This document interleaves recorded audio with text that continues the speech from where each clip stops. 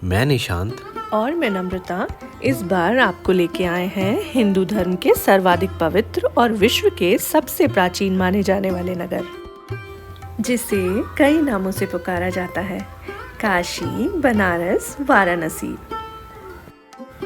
जिसमें सबसे प्राचीन नाम है काशी, और काशी का अर्थ होता है प्रकाश देने वाली नगरी। एक ऐसा अलौकिक प्रकाश जो ज्ञान व मोक्ष दोनों का रास्ता दिखलाता है।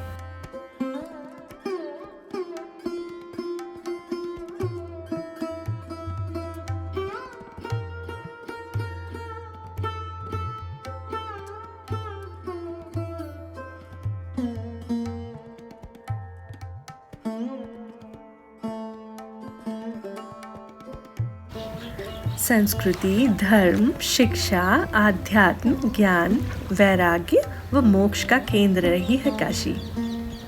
और यहाँ बहती है पतित पावनी माँ गंगा।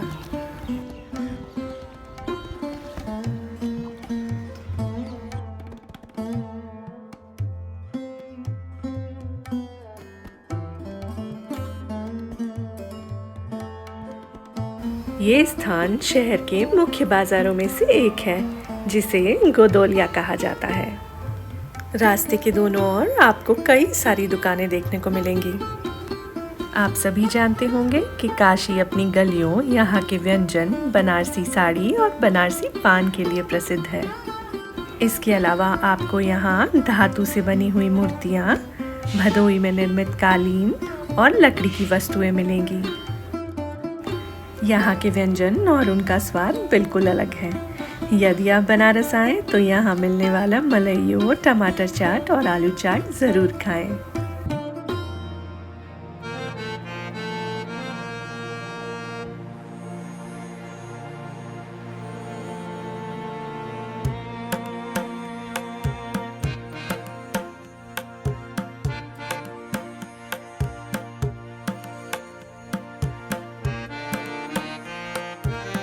काश्या ही काशते, काशी सर्वप्रकाशिका, सा काशी विदिता येन तेन प्राप्ता ही काशिका।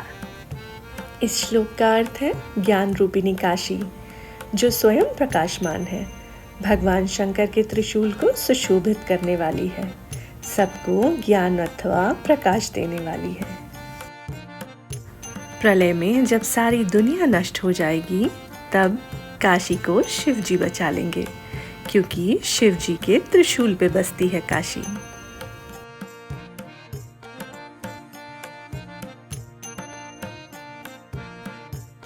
जो घाट आप सामने देख रहे हैं वो है दशाश्वमेध घाट, काशी के सर्वाधिक प्रसिद्ध घाटों में से एक।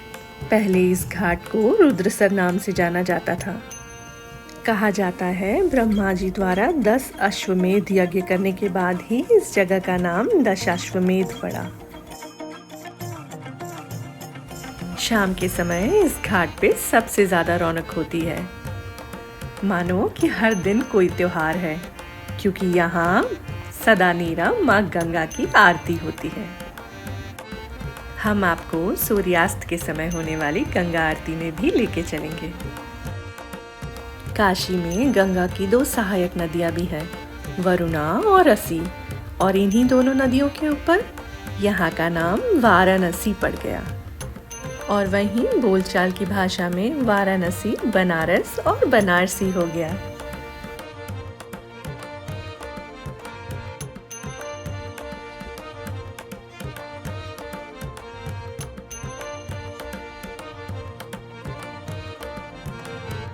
चाहे संगीत हो या कोई और क्षेत्र, यहाँ कला की कोई कमी नहीं है। घाट पे ऐसे टैलेंटेड आर्टिस्ट आपको एक्राइलिक और वाटर पेंट करते हुए दिखेंगे, और इन फोटोग्राफ्स को परचेस करके बनारस की मेमोरी के रूप में आप हमेशा अपने पास रख सकते हैं।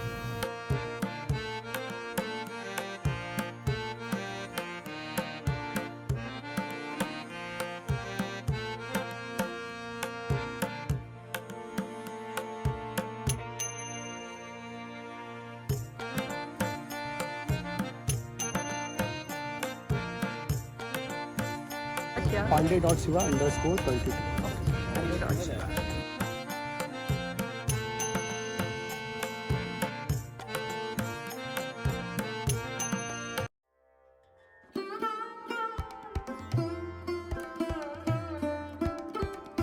काशी से जुड़ी कई कथाएं हैं। उनमें से एक है कि जब भगवान शंकर ने क्रोधित होकर ब्रह्मा जी का 5वां सर काट दिया तो वह सर उनके करतल से चिपक गया। 12 वर्षों तक अनेक तीर्थों में भ्रमण करने के बाद भी वह सर उनसे अलग नहीं हुआ, परंतु जैसे ही उन्होंने काशी में प्रवेश किया वह सर उनसे अलग हो गया और ब्रह्म हत्या का पाप भी हट गया। बनारस में कुल मिला के 88 घाट हैं। उनमें से 2 घाट मणिकर्णिका और हरिश्चंद्र, जिस पे अंतिम संस्कार किया जाता है। कहते हैं यहाँ चिताओं की अग्नि कभी नहीं बुझती। माता पार्वती का कर्णफूल यहाँ एक कुंड में गिर गया था, इसीलिए इस जगह का नाम मणिकर्णिका पड़ा। कहते हैं काशी में देह त्यागने वाले के कान में स्वयं भगवान शिव तारक मंत्र का उच्चारण करते हैं, जिससे वो सारे बंधनों से मुक्त हो जाता है। अलग अलग रंगों से रंगा बनारस कई रहस्य समेटे हुए है। यहाँ किसी को अपने मोक्ष की आशा है और किसी को अपने सुखी जीवन की शुरुआत की।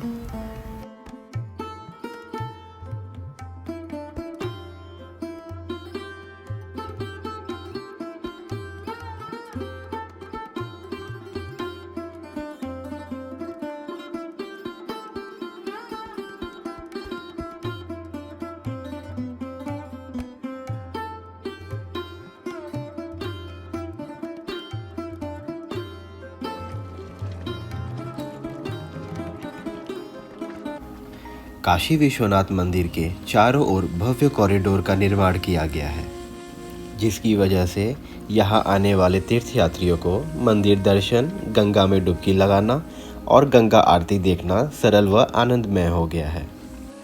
इस कॉरिडोर की नींव मार्च 2019 में रखी गई थी और इसका लोकार्पण दिसंबर 2021 में किया गया। यह कॉरिडोर लगभग 50,000 वर्ग मीटर में फैला हुआ है। इसका एक मुख्य दरवाज़ा ललिता घाट व मणिकर्णिका घाट के पास खुलता है। ऐसी मान्यता है काशी विश्वनाथ मंदिर अनादिकाल से यहीं स्थित है। समय समय पे कई मुस्लिम शासकों ने इसे ध्वस्त करने की कोशिश की, पर सन 1780 में देवी अहिल्याबाई होलकर ने इस मंदिर का पुनर्निर्माण कराया था। इस ज्योतिर्लिंग की उत्पत्ति से संबंधित एक कथा यह भी है कि एक बार जब ब्रह्मा और विष्णु में श्रेष्ठता को लेकर विवाद हो गया, तब शिव जी ने प्रकाश के एक अंतहीन स्तंभ का निर्माण किया, जिसने तीनों लोकों को भेद दिया। उस प्रकाश के स्तंभ का अंत खोज पाना ब्रह्मा और विष्णु दोनों के लिए असंभव था और दोनों ने अपनी हार स्वीकार कर ली।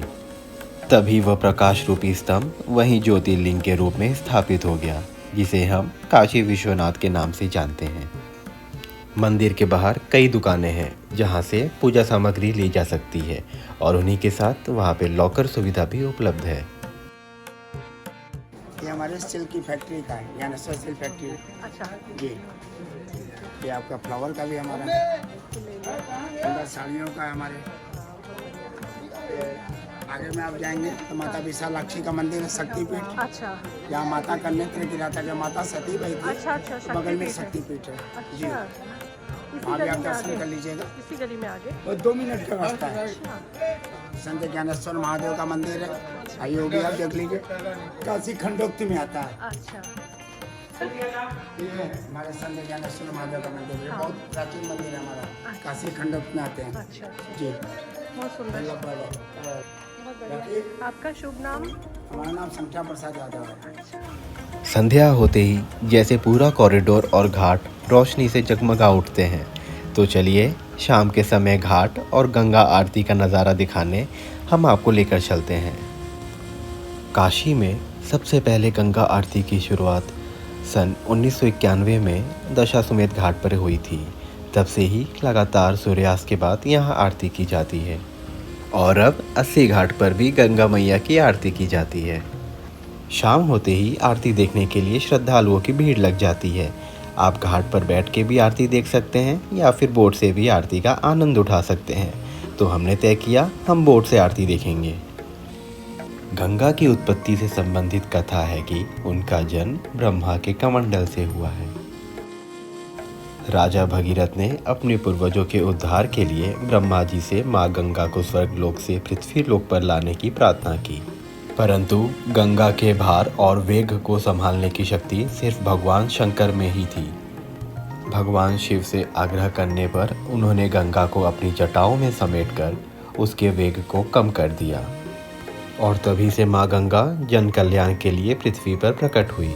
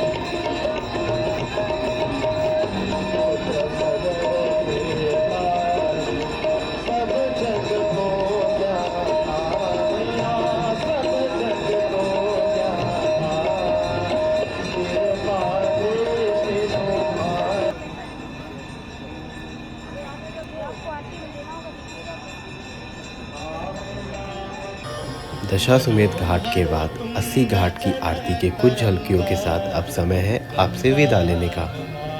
अब हम आपको मिलेंगे हमारे नेक्स्ट वीडियो में।